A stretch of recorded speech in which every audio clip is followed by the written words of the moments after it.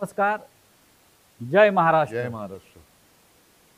समोरून ज्या जोरदारपणे जय महाराष्ट्राची गर्जना झालेली आहे त्याच्यामुळे महाराष्ट्रातल्या आणि देशातल्या तमाम मराठी जनांना, हिंदू जनांना लक्षात आलं असेल माझ्यासमोर कोण बसलाय. कारण जय महाराष्ट्र आवाज घुमवणारे बाळासाहेब ठाकरे, त्यानंतर उद्धवजी ठाकरे आज या स्टुडिओमध्ये आपल्याबरोबर उपस्थित आहेत. गेल्या 1 महिन्यापासून महाराष्ट्रात, देशात जे एक राजकीय वादळ निर्माण झाल्याचा भास निर्माण केले जातोय त्याचे संपूर्ण केंद्रबिंदू उद्धव ठाकरे आहेत. आणि ज्यांना प्रतीक्षा होती मोठ्या प्रमाणात की उद्धव ठाकरे कधी बोलतील या सगळ्या विषयावर आणि लोकांच्या प्रश्नांना थेटपणे कधी उत्तरं देतील, अशी बहुचर्चित आणि बहुप्रतीक्षित असलेली मुलाखत आज ते सामनासाठी देत आहेत. उद्धवजी, मी आपलं स्वागत करतो. माझा सुद्धा जय महाराष्ट्र. संजय राऊत यांनी घेतलेली उद्धव ठाकरे यांची पत्रकार परिषद आणि पत्रकार परिषदेतला पहिला डायलॉग जय महाराष्ट्र आणि त्यानंतर त्यांनी उद्धव ठाकरे यांची ओळख पटवून दिलेली आहे की जय महाराष्ट्र म्हटल्यानंतर जनतेच्या लक्षात आलंच असेल बाळासाहेब ठाकरेंनंतर आता उद्धव ठाकरे समोर बसलेत. अहो, मात्र त्या बाळासाहेब ठाकरे यांचा जय महाराष्ट्र आणि उद्धव ठाकरे यांचा जय महाराष्ट्र काहीच फरक नाहीये का?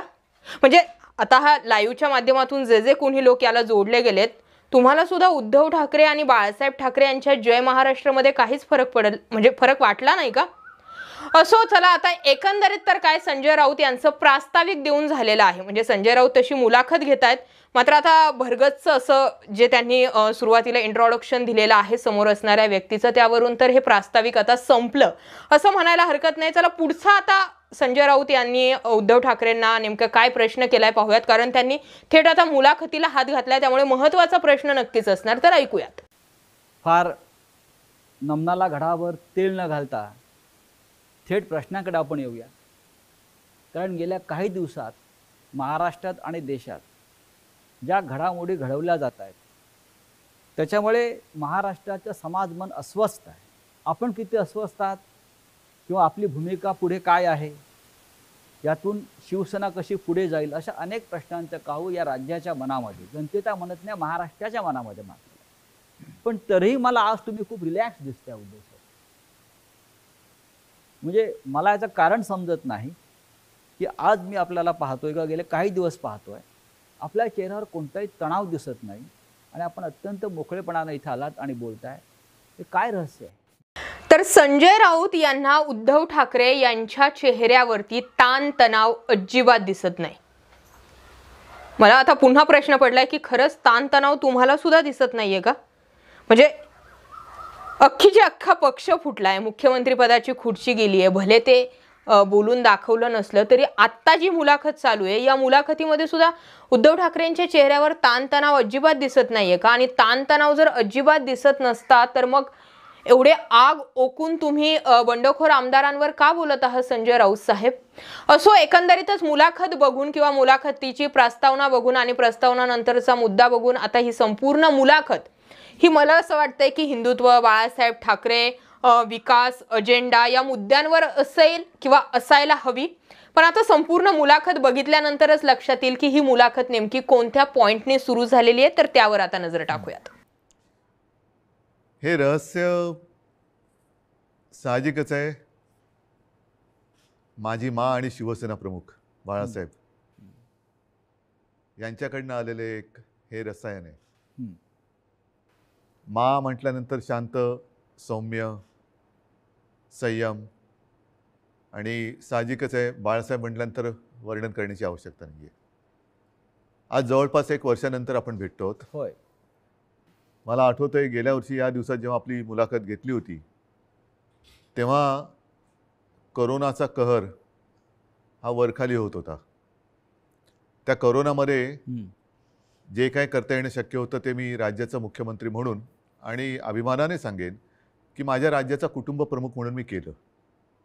त्याच्यानंतर आता पाहिलं असाल, कारण त्यावेळेला लॉकडाऊन होता, मंदिरं बंद होती, सणासुदींना बंदी होती.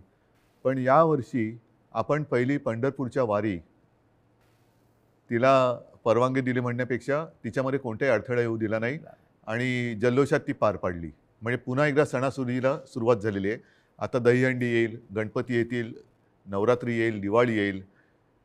पुन्हा एकदा आपल्या आयुष्यामध्ये उत्सव, उत्साह आणि आनंद ह्याची सुरुवात झालेली आहे. एक मध्ये जणू काही पॉज बटन दाबलं गेलं होतं. आपल्या सगळ्यांच्या सहकार्याने आपण कोरोनातून आणि त्या संकटातून बाहेर पडलो. मला आनंद आहे. आत्ता आपण सुरुवातीला जे म्हटलं की एक वादळ आल्याचा आभास होतोय. वादळ म्हटल्यानंतर पालापाचोळा उडतो. तो पालापाचोळा उडतोय सध्या, आणि तो पालापाचोळा एकदा बसला की खरं दृश्य हे लोकांसमोर नक्कीच येणार आहे. मी शांत कसा? तर मला चिंता नाही आहे. चिंता माझी नाही आहे, शिवसेनेची तर बिलकुल नाही आहे. हां, थोडीफार जी आहे ती नक्कीच मराठी माणसांची आणि हिंदूंची आहेच, हिंदुत्वाची आहे. ह्याचं कारण हिंदू द्वेष्टे हे आपल्या घरातच आहेत. मराठी द्वेष्टे, मराठी माणसाची एकजूट तुटावी, फुटावी, हिंदूंमध्ये फूट पडावी. आणि जी मेहनत माननीय शिवसेना प्रमुखांनी हयातभर केली मराठी माणसाची एकजूट करण्यासाठी, हिंदुत्वाची, हिंदूंची एकजूट करण्यासाठी, ती आपल्याच काही कपाळकरंट्यांच्या हातनं तोडावी, मोडावी असा हा प्रयत्न केला जातोय. ती मला एक चिंता आहे.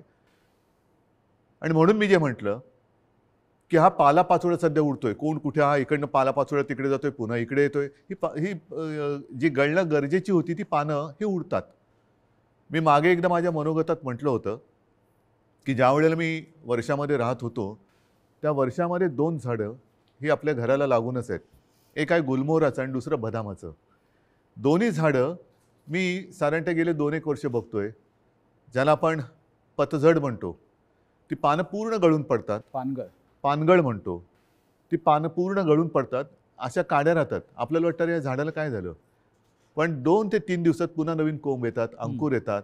आणि मी बघितले 8 दिवसामध्ये 10 दिवसात ते बदामाचं झाड सुद्धा हिरवगार झालं, गुलमोहर सुद्धा हिरवागार झाला. म्हणून जी सडलेली पानं असतात ती झडलीच पाहिजेत. ती झडतायत पानं, ती सडलेली पानं आहेत. म्हणजे आता पानं झडून पडतायत. आता सडलेली पानं झडतायत.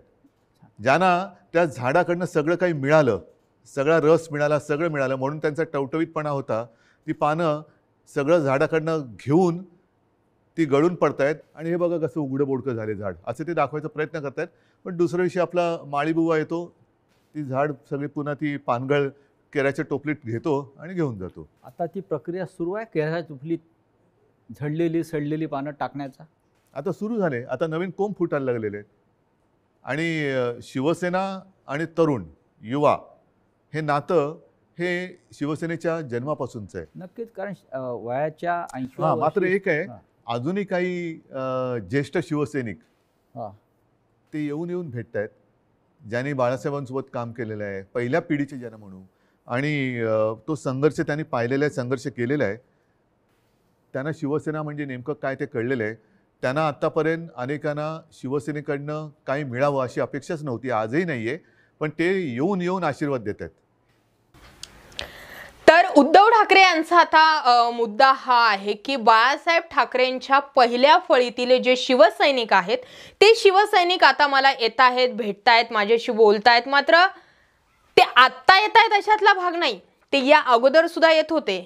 मात्र मातोश्रीचे दारा आता खुली झालीत, कारण तो जो सडलेला पाला पाचोळा जो तुम्ही म्हणतायत तो आता उडून गेलाय. आणि आता तो पाला पाचोळा उडून गेल्यानंतर जी नवीन पालवी तुम्हाला हवी, ती नवीन पालवी फोडायची असेल तर तसं वातावरण सुद्धा हवं, नाहीतर झाड जळून सुद्धा जाऊ शकतं.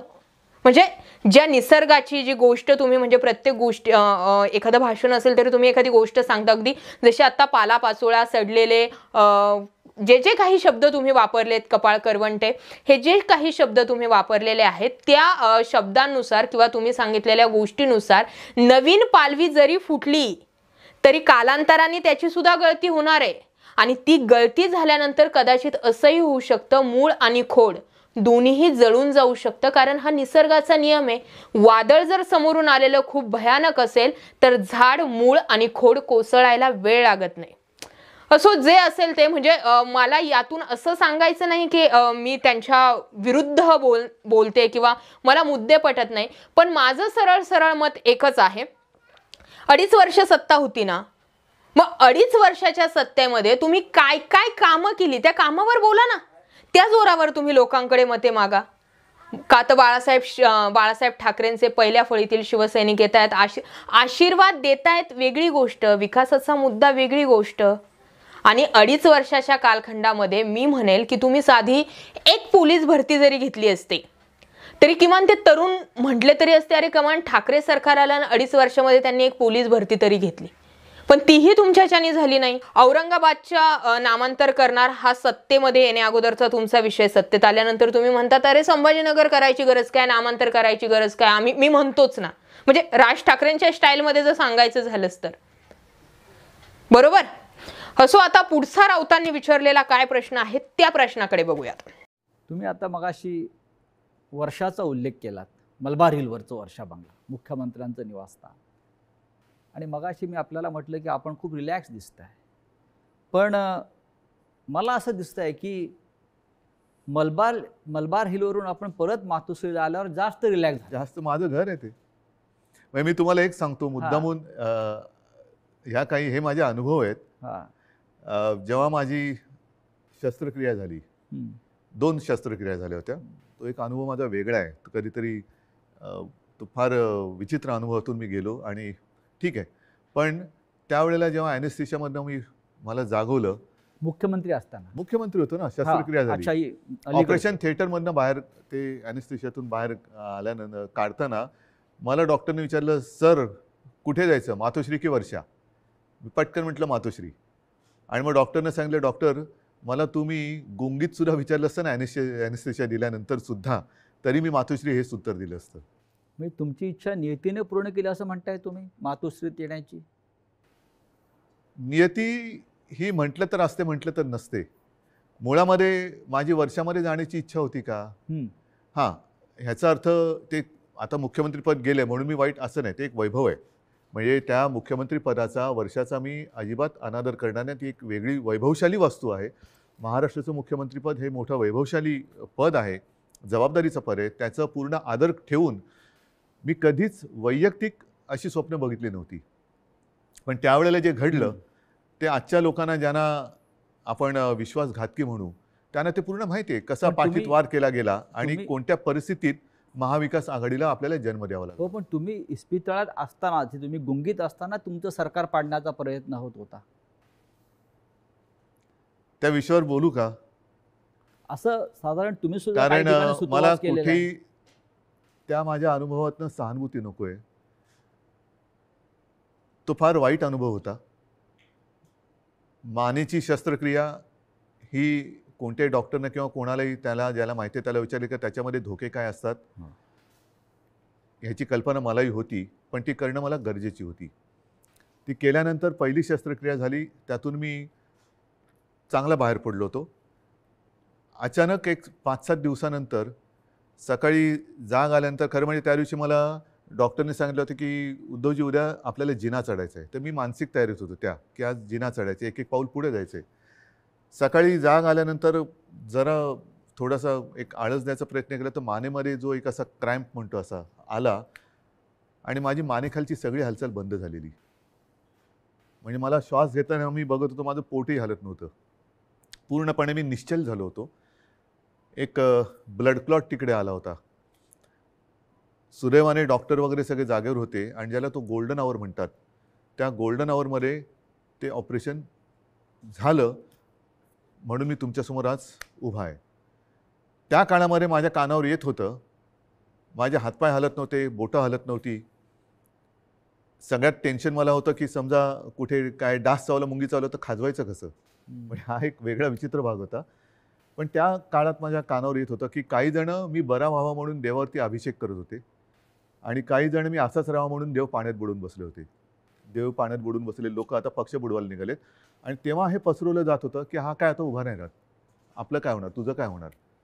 म्हणजे ज्या काळामध्ये आपल्या पक्षाला सावरण्याची वेळ होती, आपला मी पक्षप्रमुख, कुटुंबप्रमुख, शस्त्रक्रिया झाल्यानंतर माझी हालचाल होत नव्हती, त्या काळामध्ये ह्यांच्या हालचाली जोरात होत होत्या. हे नाही म्हटलं तरी एक मला वेदनादायी एक सत्य हे आयुष्यभर माझ्यासोबत राहणार की जेव्हा, आणि मी तुम्हाला जबाबदारी दिली होती पक्ष सांभाळायची, नंबर 2चं पद होतं, पक्ष सांभाळायला म्हणून पूर्ण विश्वास दिला होता, तो विश्वासघात तुम्ही मी हॉस्पिटलमध्ये असताना म्हणजे माझी हालचाल बंद होती तेव्हा तुमची हालचाल जोरात होती आणि ती सुद्धा पक्षाच्या विरोधात. शिवसेनेच्या विरोधात किंवा शिवसेनेच्या बाबतीमध्ये हे विश्वासघाताचं राजकारण वारंवार का होतं? अर्थात म्हणजे शस्त्रक्रिया असेल, दवाखान्याचा विषय असेल किंवा तुम्हाला आलेले जे अनुभव असतील, नक्कीच ते वाईट होते. पण राऊतांनी जो प्रश्न केला की तुम्ही गुंगीत असताना सरकार पडलं, तुम्ही गुंगीत होते आणि गुंगीत असताना सरकार पाडलं. अहो ते सरकार आहे, ते कोणा एका व्यक्तीच्या म्हणण्याने तुमचे 40 आमदार नाही फुटू शकत. तुम्ही त्यावेळेस हालचाल करू शकत नव्हते, अशक्त होते. पण त्या अगोदर सुद्धा तुमचे शिवसैनिक, बाळासाहेबांचे शिवसैनिक महाविकास आघाडीमध्ये अस्वस्थ आहेत, हे तुम्ही का समजून घेतलं नाही? माझा मुद्दा काय तो लक्षात येतोय? त्यावेळी तुम्ही समजून घ्यायचं होतं. म्हणजे ज्यावेळी मला हालचाल करता येत नव्हती त्यावेळी त्यांच्या जोरदार हालचाली सुरू होत्या. हालचाली केल्याने सरकार पडतं. अजित पवारांनी सुद्धा हालचाली केल्या होत्या, जोरदार केल्या होत्या. पण विश्वास लोकांचा शरद पवारांवर होता. इथे उलट आहे. इथे विश्वास लोकांचा एकनाथ शिंदे यांच्यावर आहे आणि त्यानंतर बाळासाहेब ठाकरेंवर आहे. उद्धव ठाकरे तुमच्यावरती नाही. त्यामुळे तुम्ही जरी स्वतःला खोड समजत असताल आणि निघून गेलेल्या आमदारांना पालापाचोळा समजत असताल आणि समोरून जी पालवी फुटणार आहे त्यांना तरुण शिवसैनिक समजत असाल, तरी ती मुळे बाळासाहेबांची आहेत. त्या मुळाला महत्व आहे ना की खोडाला. आणि कदाचित मी जसं सांगितलं की येणारं वादळ तेही पाडू शकतं. आणि तुम्ही जे आता सांगताय की हालचाली जोरामध्ये सुरू होत्या आणि त्यावेळी बरोबरच नाहीये. पेट्या, खोके, म्हणजे प्रश्न विचारणारे संजय राऊत, उत्तर देणारे शिवसेना पक्षप्रमुख. मला तर अजूनही समजत नाहीये की जे म्हणजे उद्धव ठाकरेंचा एखादा शब्द जर राहून गेला उत्तर देताना तर त्याची कसर संजय राऊत हे पूर्ण करतायत. अरे मुलाखतच चालू आहे ना. म्हणजे नरेंद्र मोदी जसे मन की बात मधून बोलतात आणि त्यावर आपण टीका करतो, अगदी त्या पद्धतीने आता उद्धव ठाकरे यांची मुलाखत म्हणजे मन की बात आहे का? सामना से मन की बात असो. मला काय खूप काही ते म्हणजे असं रोस्टिंग वगैरे असं काही व्हिडिओ करायचे नाहीये. पण जे मला वाटते त्या मुद्द्यावर मी बोलते. पुढचा राऊतांच्या प्रश्नाकडे आता आपण वळूयात. ह्याचं कारण शेवटी आम्ही पक्ष हा प्रोफेशनली नाही चालवत असं मी म्हणेन. तुम्ही सुद्धा गेले अनेक वर्ष शिवसेना अनुभवतात, शिवसैनिकच आहात तुम्ही. पण एक परिवार म्हणून आपण बघत आलेलो आहे. बाळासाहेबांनी आम्हाला तेच शिकवलं, माने तेच शिकवलं की एकदा आपलं म्हटल्यानंतर आपलं. त्याच्यावरती कदाचित जो राजकारणामधला गुन्हा किंवा चूक असेल ती आमच्याकडनं वारंवार होते. ती म्हणजे एखाद्यावरती विश्वास टाकला म्हणजे आम्ही त्याच्यावर अंधविश्वास टाकतो. पूर्ण जबाबदारी मग त्याला ताकद देणं असेल, शक्ती देणं असेल. म्हणजे 2014 साली जे आत्ता आम्ही हिंदुत्व सोडलंय म्हणून आवई उठवत आहेत, मारतायत, बोंब मारतायत, त्यांना मला हाच प्रश्न विचारायचा आहे की 2014 साली भाजपाने युती तोडली होती तेव्हा आपण काय सोडलं होतं? काहीच सोडलं नव्हतं. आजही नाही सोडलेलं हिंदुत्व. पण तेव्हा जो एक मधला काळ आला होता, विरोधी पक्ष एक शिवसेना झाली होती. म्हणजे अनेकांना असं वाटलं होतं की शिवसेना आता संपेल. पण शिवसेना एकाकी लढली आणि 63 आमदार निवडून आलेले. त्या काळामध्ये विरोधी पक्षाची जी जबाबदारी आपल्यावरती आली तेव्हा सुद्धा मी पद कोणाला दिलं होतं? आता सुद्धा जर भाजपनी आत्ता जे केलेलं आहे हे माझ्याशी बोलणी केल्याप्रमाणे हे आत्ता केलं, हे बोलणी केल्याप्रमाणे तेव्हा केलं असतं तर सन्मानाने झालं असतं. देशभरामध्ये पर्यटन करण्याची गरज लागली नसती. आणि असं मी ऐकलं, असं मी वाचलं, माझ्याकडे माहिती नाही, पण हजारो कोटी रुपये खर्च केले गेले. विमानांचा खर्च, हॉटेलचा खर्च, हे त्याच्यानंतर काही आणखीन अतिरिक्त खर्च म्हणजे खोक्यातला असेल. त्या खोक्यात काय दडलंय हे ज्याचं त्याला माहीत, देणाऱ्याला आणि घेणाऱ्याला कळलं असेल. पण हे फुकटात झालं असतं ना आणि सन्मानाने झालं असतं. हेच तर मी सांगत होतो. मग का घडवलं? कारण त्याने शिवसेना संपवायची आहे. जे शिवसेनेबरोबर ठरवलं होतं 2.5 वर्षाचं मुख्यमंत्रीपद, हेच तर तुम्ही आता केलं. आणि ते जर केलं असतं तर निदान 5 वर्षामध्ये भारतीय जनता पक्षाला एकदा तरी 2.5 वर्षात मुख्यमंत्रीपद मिळालं असतं. ही जी काय आता सोंगढोंग करतायत आम्ही शिवसेनेला, आता ही शिवसेना ते म्हणतात ती शिवसेना नाही आहे. हे सगळं तोडफोड करून त्यांचं समाधान होत नाही. त्यांना शिवसेना संपवायची आहे. ह्यांचा वापर करून ते शिवसेना संपवायला का बघतात. संपवायचे? उद्धव ठाकरेंचं म्हणणं असं आहे की माझा असा एक निर्णय दाखवा की मी सत्तेमध्ये असताना माझ्यामुळे हिंदुत्व धोक्यात आलं किंवा हिंदुत्वाला धक्का लागला. एक सोडा, तुमचे बंधू राज ठाकरे, बरं ठीक आहे ते आता राजकारणामध्ये तुमचे वैरी आहेत, पण तुमचे स्वतःचे वडील बाळासाहेब ठाकरे यांनी जो भोंग्याचा मुद्दा उपस्थित केला, भोंग्याच्या मुद्द्यावरून रान पेटवलं होतं, तोच मुद्दा आता राज ठाकरे यांनी उपस्थित केला होता. त्या भोंग्याच्या मुद्द्यावर तुमच्या तोंडून आवाक एक शब्द सुद्धा निघू नये. ती मागणी राज ठाकरेंची होती, सोडून द्या. तो विषय कोर्टाचाही नव्हता. कोर्टाने तर ऑलरेडी निर्णय दिलेला आहे, सुप्रीम कोर्टाने अगोदरच सांगितलेलं आहे. मग अडलं कुठे होतं? राज ठाकरेंचा मुद्दा ठीक आहे, राज ठाकरेंनी मागणी केली, तुम्हाला त्याच्याशी काही घेणं देणं नाही, पण तुमचे स्वतःचे वडील बाळासाहेब ठाकरेंनी सुद्धा भोंग्याचा मुद्दा उपस्थित केलाच होता. तुमचं सरकार होतं, तुमचं म्हणणं होतं ना की रिमोट कंट्रोल माझ्याच हाती होता, इतर कुठल्याही पक्षाच्या आमदाराच्या किंवा कोणत्याही पक्षाच्या प्रमुखाकडे नव्हता, तुमच्या हातात रिमोट कंट्रोल होता. मग भोंग्याच्या मुद्द्यावर तुम्ही का बोलला नाही? हा माझा पहिला मुद्दा, हिंदुत्वाविषयी. दुसरं, संभाजीनगर सरकार पडायचं त्याच्या आदल्या दिवशी तुम्ही कॅबिनेट बैठक घेता आणि त्यामध्ये संभाजीनगर, आणि अगोदर जेव्हा करायचं त्याला खूप मोठी लिगली प्रोसेस आहे असं सांगता. लोकांनी खरं काय आणि खोटं काय समजायचं काय? म्हणे एक निर्णय सांगा, अजून असे खूप सारे निर्णय निघतील, पण जे प्रामुख्याने आत्ता रिसेंट गाजले, जे तुम्ही 2.5 वर्ष सत्तेत असताना, त्या मुद्द्यांचा आज मी तो मुद्दा तुमच्या समोर मांडते. आणि मला हे जे बोलायचंय हे मला एखाद्या पक्षाच्या विरोधी अजिबात नाही, पण सरकार येऊन गेले, सरकारमध्ये असताना असं आणि सरकार गेल्यावर तसं, हे चूक आहे. पाहूयात पुढचा राऊतांचा मुद्दा काय असं वाटतं आपल्याला. कारण त्यांना- आतापर्यंत गेल्या 56 वर्षात शिवसेना संपवण्याचे प्रयत्न अनेक अनेकांनी- अनेक अनेक आणि प्रत्येक वेळेला शिवसेना अधिक जोमाने आणि तेजाने उभी राहिलेली आहे. आता सुद्धा त्यांना हिंदुत्वामध्ये भागीदार नको असेल, हम्म. पण माझं नेहमी असंच म्हणणं आहे की शिवसेना प्रमुखांनी हिंदुत्वासाठी राजकारण केलं, कारण हिंदुत्व मजबूत व्हायला. हे जे करतायत ते राजकारणासाठी हिंदुत्व वापरतायत. हा आमच्या आणि त्यांच्या हिंदुत्वातला फरक, जे विचारतात ना तुमचं आणि भाजपचं हिंदुत्वामध्ये फरक काय, तो हा आहे. शिवसेनेचं राजकारण हे आम्ही हिंदुत्व मजबूत होण्यासाठी केलं, पण यांचं राजकारण मजबूत होण्यासाठी आणि हिंदुत्वाचा आश्रय तुम्ही घेतला. मुख्यमंत्री पद स्वीकारल्यामुळे महाविकास आघाडी हिंदुत्व संकटात आलं, हिंदुत्व म्हणजे धोक्यात काय आलं, झालं? अशी जी एक आवई उठवली जाते. हो, म्हणजे काय, मला एक प्रसंग असा सांगा हा. किंवा एक माझ्या हातनं घडलेली गोष्ट किंवा निर्णय माझा मुख्यमंत्री पदावरती असतानाचा दाखवा की ज्याच्यामुळे हिंदुत्व धोक्यात आलं. एक निर्णय दाखवा. तर तुम्ही तेव्हा अयोध्येला आत्ता सुद्धा गेला होतात. अयोध्येमध्ये महाराष्ट्र भवन आपण उभं करतो, होय. बरोबर आहे. हे हिंदुत्वाला सोडून आहे की नाही? तुम्ही ठरवा. अयोध्येत महाराष्ट्र भवन, बरोबर आहे. मुख्यमंत्री होण्याच्या आधी सुद्धा मी अयोध्येत गेलो होतो, प्रत्येक वेळेला आपण हो, होतात. हो. मुख्यमंत्री झाल्यावरती सुद्धा अयोध्येत गेलो होतो. कोण काय म्हणेल मी परवा नाही केली. मी गेलो आणि रामलल्लाचं दर्शन घेऊन तेव्हाही आलो होतो. 2दा मी स्वतः अयोध्येत गेलो होतो. आता नव्या मुंबईमध्ये आपण तिरुपतीचं मंदिर त्याला जागा दिली. प्राचीन जी मंदिरं आहेत त्यांचं संवर्धन करणं, जतन करणं हे आपण सुरू केलं. गडकिल्ल्यांचं आपण सुरू केलं. हे कुठे, ह्याच्यात हिंदुत्व कुठे गेलं? हिंदुत्व तर असं कोणताही निर्णय नाही आहे की ज्याच्यामध्ये आपण हिंदुत्वापासून दूर गेलेलो आहे. अशा अनेक गोष्टी सांगता येतील. ठीक आहे. मुद्दा ठाण्याचा आता निघालेलाच आहे की ठाण्याने सत्ता दिली, त्याच ठाण्यामधील एका नेत्यानं आज शिवसेना हलवली, शिवसेना फोडली किंवा शिवसेनेवरच दावा केला. ठीक आहे, हा एक मुद्दा जर आहे तर त्यांचं उद्धव ठाकरे यांचं म्हणणं असं आहे की ठाण्यातील जनता जी आहे ती सुज्ञ आहे, ती सांगून देईल.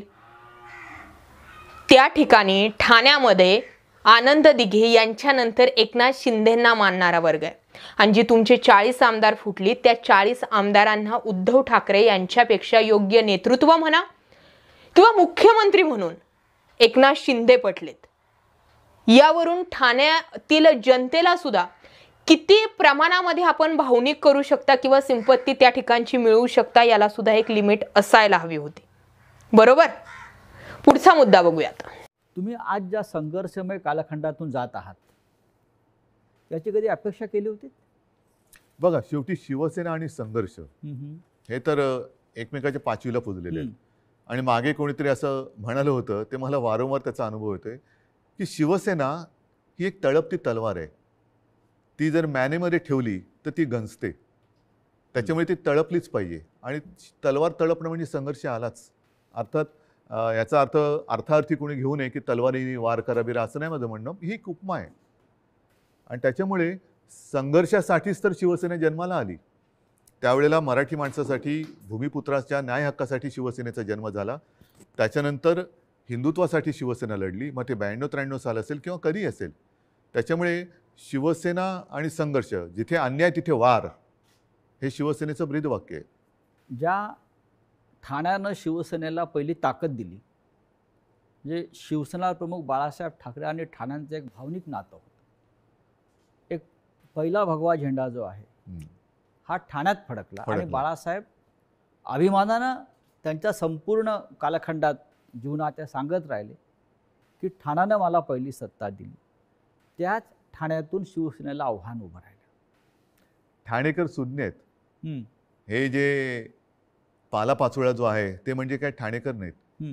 ठाणेकर आणि ठाणेकर नागरिक, शिवसेनेचे ठाणे आणि ठाण्याची शिवसेना, हे जे नातं आहे ना, हे ह्या पालापाचोळ्याला तोडता नाही येणार. त्याच्यामुळे मी तर म्हणेन पूर्ण महाराष्ट्र आणि ठाणंसुद्धा, अर्थात त्याच्यात आलं मुंबईसुद्धा आली, सगळेजण निवडणुकांची वाट बघत आहेत. आणि म्हणून माझं मत हेच आहे की याच्या पुढे एक असा कायदा झाला पाहिजे की ज्यांना कोणाला युत्या करायच्या असेल, युती करायची असेल, त्या दोन्ही पक्षांचं, 3 पक्षांचं, 10 पक्षांचं जे काय कडवळ तुम्हाला करायचं असेल ते करा. मात्र तुमच्यामध्ये करार मदार काय झालेला आहे तो जनतेसमोर ठेवा.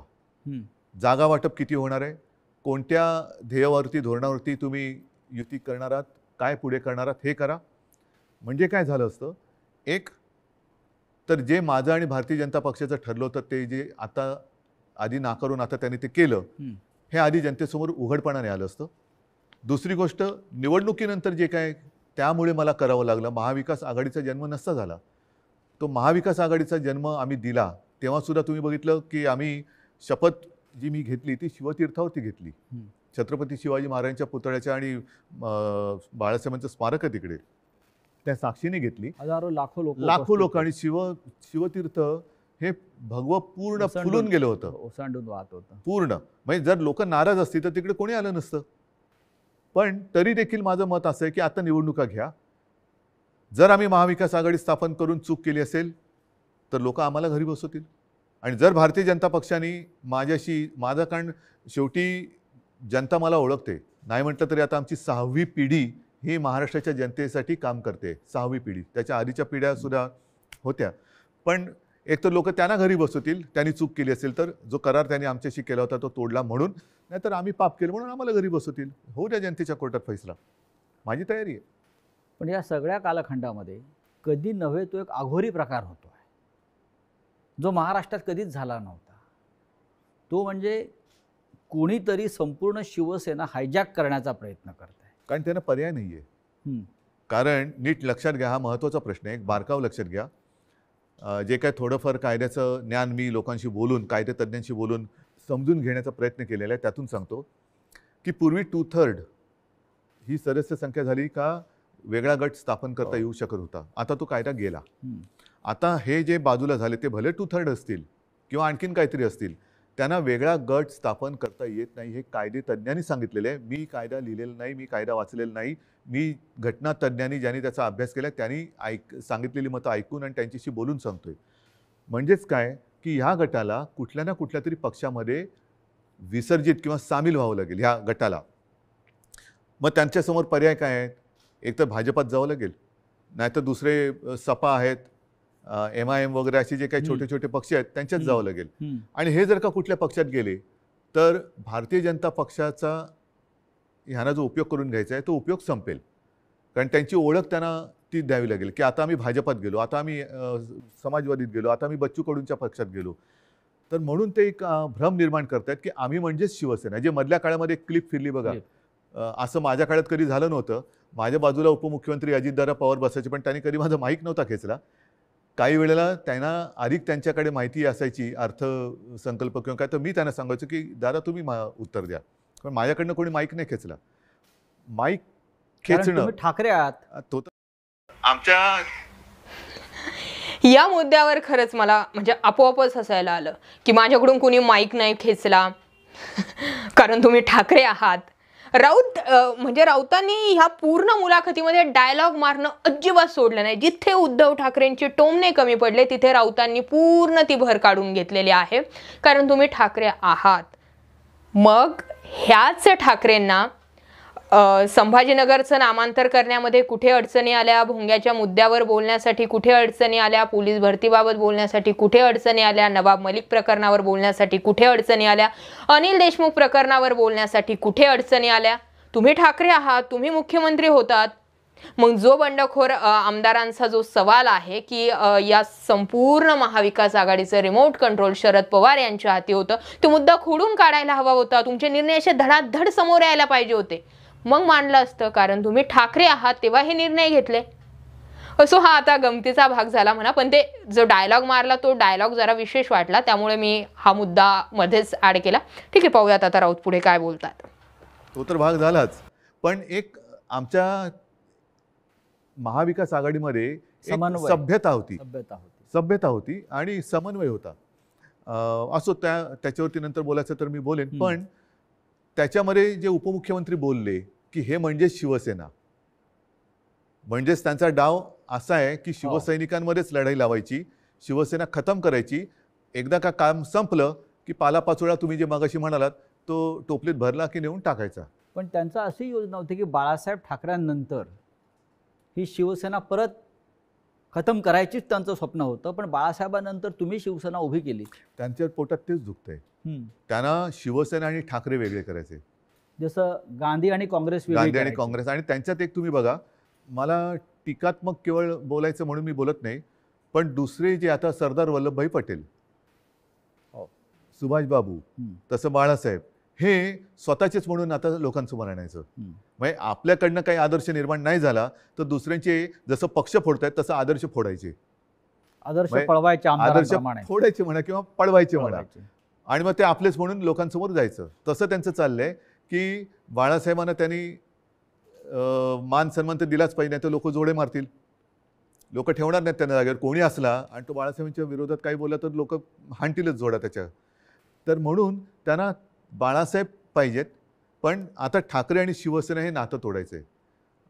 माझं आव्हान आहे की ठाकरे आणि शिवसेना नातं तोडून दाखवा.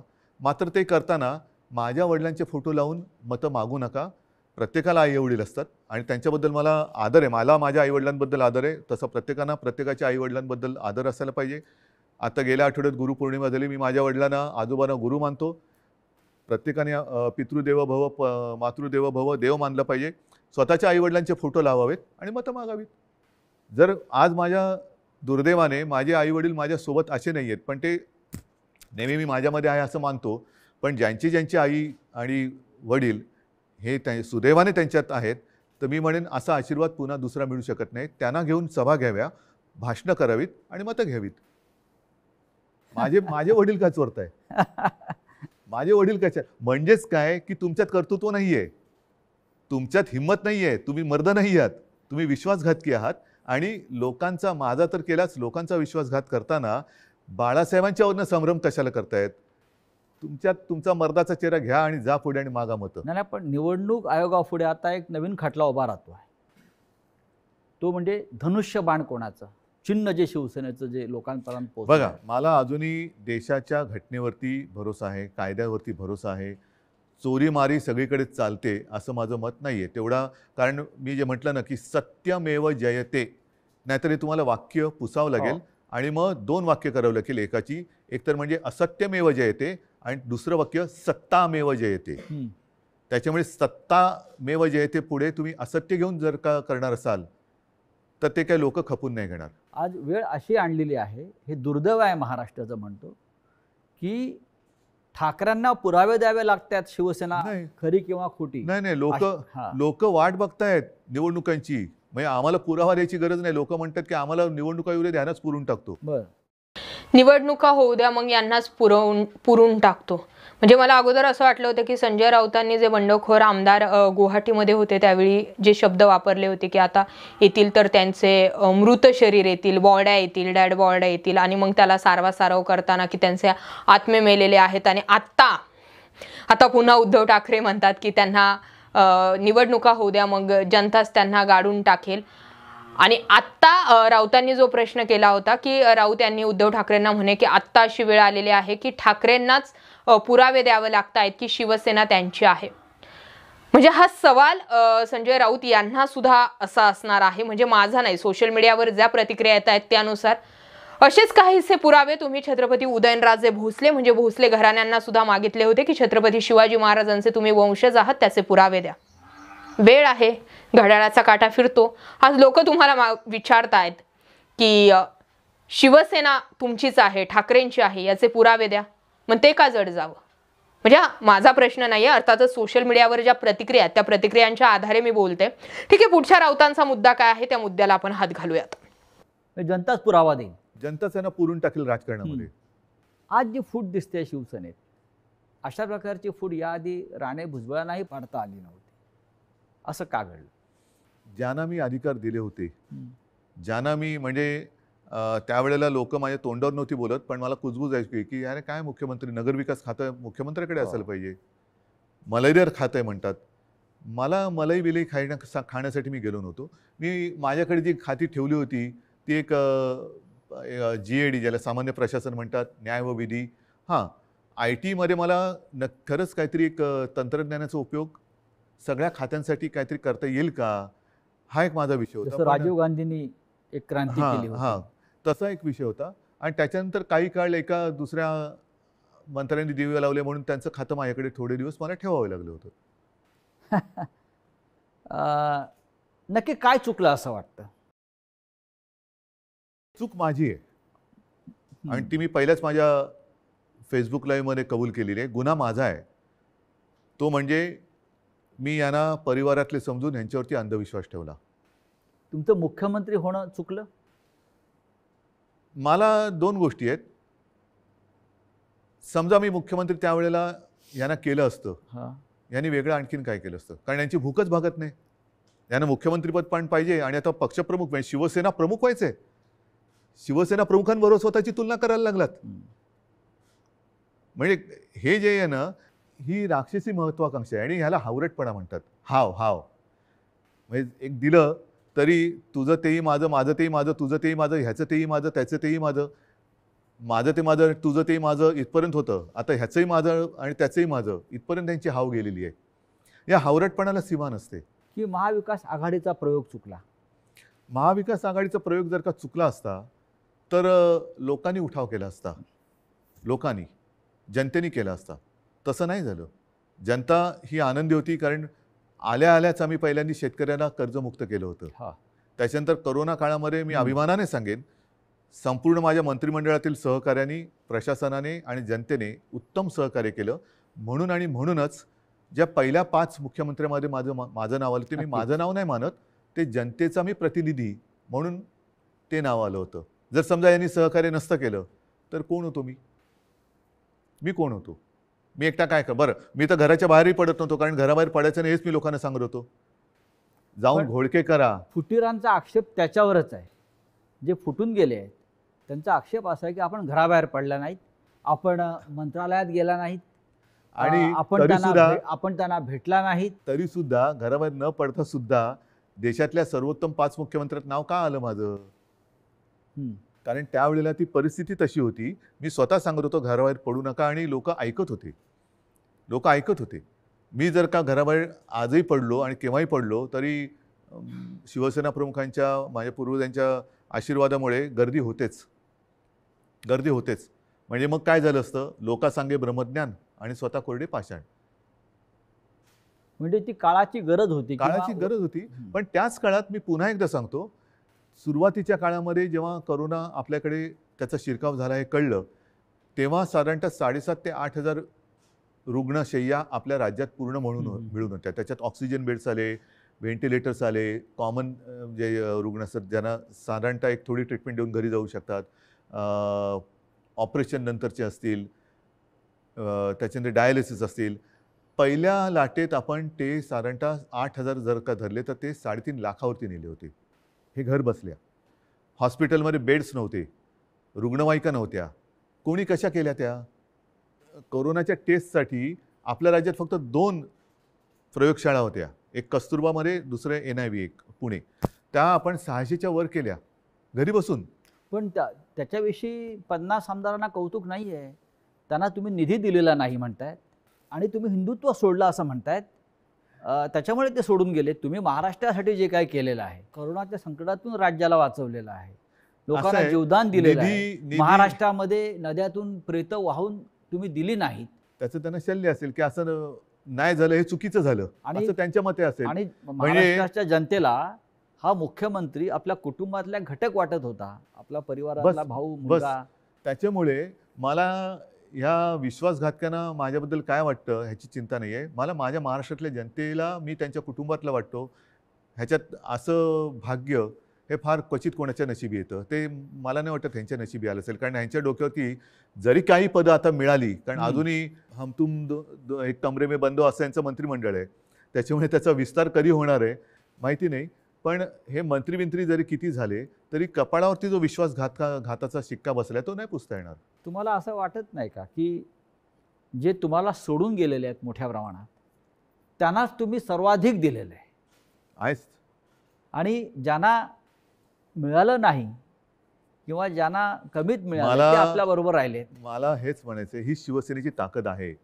शिवसेनेची ताकद काय आहे की सामान्यांना बाळासाहेबांनी असामान्यत्व दिलं. आता पुन्हा एकदा या सामान्यातून असामान्य लोक घडवण्याची वेळ आलेली आहे. आणि म्हणून मी माझ्या तमाम शिवसैनिकांना आणि माझ्या माता भगिनींना, बांधवांना विनंती करतो की चला परत उठा, आता पुन्हा एकदा सामान्यांना असामान्य बनवूया. कारण हे सारी लोक होती आणि ह्यांना ती चूक, मी पुन्हा तेच म्हणेन की ही चूक माझी आहे की त्यांना ताकद दिली, पण त्या ताकदीने ते उलटा वार नुसता नाही केला, तर राजकारणामध्ये ज्या आईने जन्म दिला त्या आईला गिळायला निघालेली अवलाद आहे. नुसतं आईवरती वार करणारे आपण म्हणत होतो तशी नाही आहे ही. राजकारणात ज्यांनी यांना जन्म दिला त्या आईला, म्हणजे शिवसेनेला गिळायला निघालेली अवलाद आहे. ज्या पण तेवढी ताकद हो, त्यांच्यामध्ये नाहीये, कारण शेवटी आई ही आई असते. नक्कीच. तुम्ही आईचा उल्लेख केलात. कालपर्यंत हे सगळे लोक या शिवसेनेला आपली आईच मानत होती. तुमच्याबरोबर वर्षावरती अनेकांना मी बसलेले बघितले शेवटच्या क्षणापर्यंत. हो, पण आत्ताच तुमचा आधीचा प्रश्न काय होता की मी यांना भेटत नव्हतो. तुम्हाला भेटून ते कधी सुरतला गेले, कोण गोव्याला गेलं, कोण गुवाहाटीला गेलं. 50 खोक्यांची इतकी ताकद असू शकते जी निष्ठा विकत घेऊ जाऊ शकते? निष्ठा नाही विकली जात. विकली जाते ती निष्ठा नसतेच. निष्ठा ही म्हणजे विकली जाऊ शकत महाराष्ट्रात नाही. महाराष्ट्रात पण झाडं आहे, डोंगर आहे, हॉटेल आहे. किती सुंदर आहे महाराष्ट्र. महाराष्ट्र तर फार म्हणजे ग्रामीण भागातल्या आमदारांना महाराष्ट्राच्या निसर्गाची भुरळ पडत नाही आणि गुवाहाटीच्या निसर्गाची भुरळ हो. पडते. म्हणजे मला कळतच नाही, मग तुम्ही महाराष्ट्रातल्या मातीत कसे काय जन्माला आलात? ज्या महाराष्ट्राच्या मातीत जन्माला आलात त्या मातीची तुम्हाला ओढ नाही, प्रेम नाही, त्या मातीची तुम्हाला कधी वैभव दिसलं नाहीये काय? मी स्वतः कलाकार आहे. मी माझ्या त्याच्यावरनं सुद्धा त्यावेळेला चेष्टा झाली होती.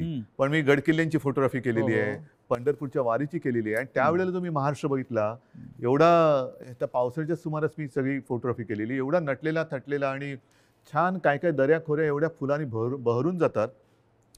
तुम्हाला आम्ही तर शहरी बाबू, तुम्ही ग्रामीण भागातले, तर ग्रामीण भागात राहून तुम्हाला महाराष्ट्राचं सौंदर्य दिसत नाही, त्याचं वर्णन करावं असं कधी वाटलं नाही. आणि डायरेक्ट गुवाहाटी, मी गुवाहाटी का वाईट नाही म्हणत, प्रत्येक प्रदेश चांगला आहे, पण ह्यांना हे काय मातीसाठी करणार? इतिहास काळापासून दिल्ली आणि महाराष्ट्राचा कायम झगडा आहे. मग औरंगजेब, छत्रपती शिवाजी महाराज असतील, संभाजी महाराज असतील, दिल्लीने महाराष्ट्रावर सतत पाठीमागून वार केले किंवा महाराष्ट्र संपवण्याचा प्रयत्न केला. कारण काय?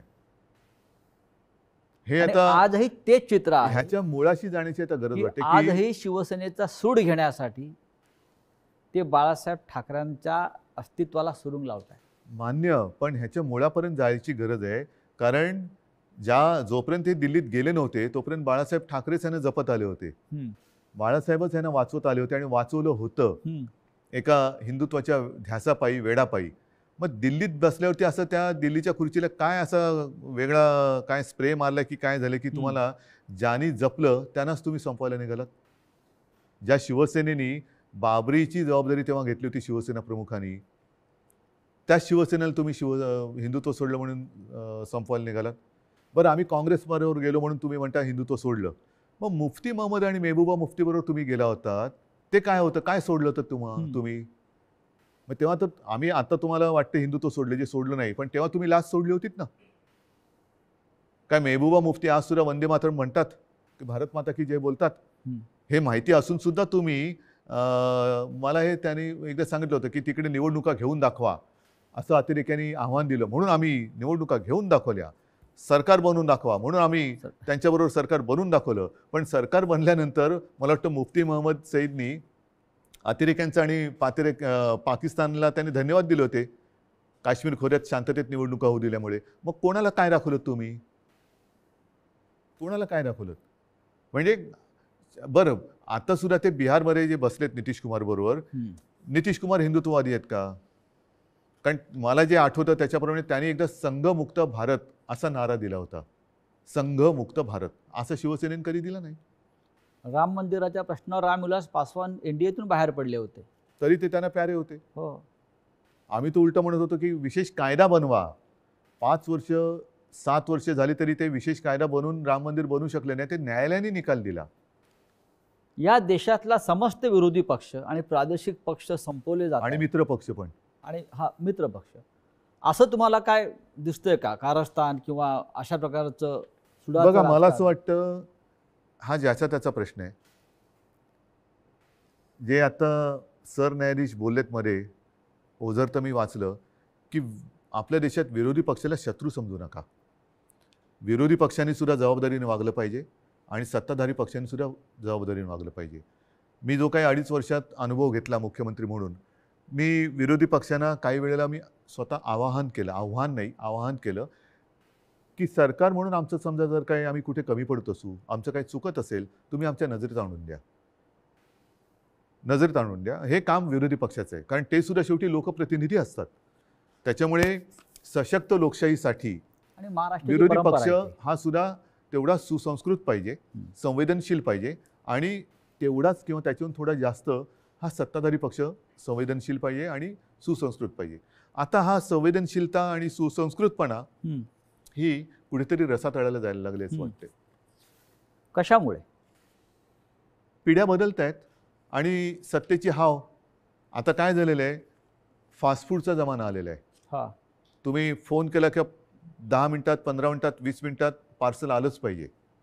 तसं मी पक्षात गेलो की मला थोड्या दिवसात काहीतरी मिळालंच पाहिजे. नाही गेलं तर माझ्याकडे दुसरं आहे. या देशामध्ये विरोधी पक्षच राहू नये. मग राज्यामधले शिवसेनेसारखे प्रादेशिक पक्ष असतील किंवा राष्ट्रीय पातळीवरचे काँग्रेससारखे पक्ष असतील, आणि त्यांना संपवण्यासाठी साम दाम दंडभेद, ह्यातनं काय साधलं जाणार? म्हणजे केंद्रीय तपास यंत्रणांचा ईडी नाही. असेल, सीबीआय असेल, ह्यातनं साधणार काय? यांचा जो गैरवापर सुरू आहे. शेवटी जनता ही सार्वभौम आहे आणि तुम्ही बघितलं असाल की जनतेच्या मनाविरुद्ध एखादा निर्णय गेला तर जनता थांबत नाही, ती रस्त्यावरती उतरते. आपण जो संवाद जनतेशी साधत आहोत, मला असं वाटतं जनतेच्या सगळ्या प्रश्नांना आपण भरभरून उत्तरं देताय, मनापासून बोलताय. हा संवाद आपण असाच कायम ठेवू.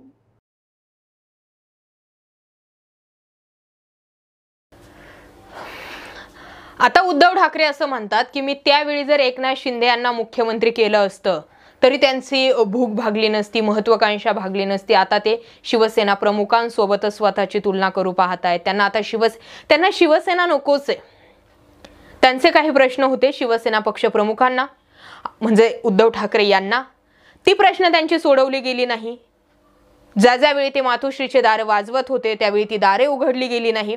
आता ज्या प्रमाणावर, जितक्या जोरात बैठकांचा सपाटा रोज मातोश्रीवर चालू आहे, आदित्य ठाकरे शिवसंवाद, म्हणजे आपण म्हणतो ना सोन्याच्या महालामध्ये असणारे आदित्य ठाकरे आता लोकांमध्ये आलेत, ग्राउंड लेवलवर आलेत, जमिनीवर आलेत आणि आता ते लोकांशी बोलतायत. तर माझा मुद्दा असा आहे की पुढचे 2.5 वर्ष आता तुम्ही या 40 बंडखोरांविषयीच बोलणार आहात का?